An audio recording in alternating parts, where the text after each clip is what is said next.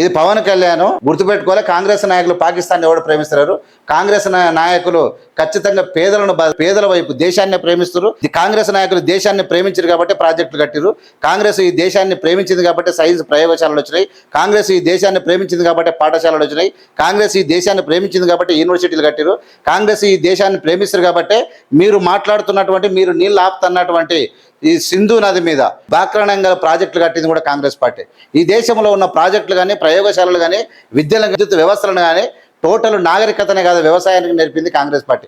మీరేం చేసిరు? స్విచ్ పెట్టిరు. మతాల సీసాలలో చిల్లరగాల నెగదోపి బతుకుతురు మీరు. మీకు మాకు తేడా. పవన్ కళ్యాణ్ నరేంద్ర మోడీ పోయి పాకిస్తాన్లో పోయి బిర్యానీ తినొచ్చుడు తప్ప ఎవడు ఓలే. పాకిస్తాన్ అనేటువంటి వెధవలు చిల్లరగాళ్ళు పాకిస్తాన్లో అయినా మనుషులు చంపేతోళ్ళు, వాడు పాకిస్తాన్ అయినా ఇండియన్ అయినా బ్యాడ్ క్యారెక్టర్ కలిగినోడు, దొంగ, మోసగాడు, మర్డర్లు చేస్తాడు.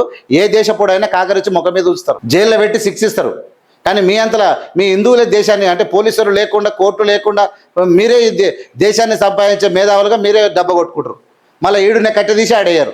తాకట్లు పెట్టే తప్ప ఏం లేదు. పవన్ కళ్యాణ్ ఎంత హాయిగా ఉంది ఆ లైఫ్ మీది. మతా చెప్పాలి నరేంద్ర మోడీ తర్వాత నేనే అయ్యేదామనేటువంటి పవన్ కళ్యాణ్ ఈ భ్రమలో చక్రాలు తిప్పుతున్నాడు. కానీ అది ఆయన యొక్క, నేనేందంటే ప్రజలు ఎడ్యుకేట్ అవుతూ ఉన్నారు. ఒకసారి 2 సార్లు మళ్ళీ తిప్పి కొడితే, బండకేసి కొడితే మళ్ళీ లేవదు బీజేపీ.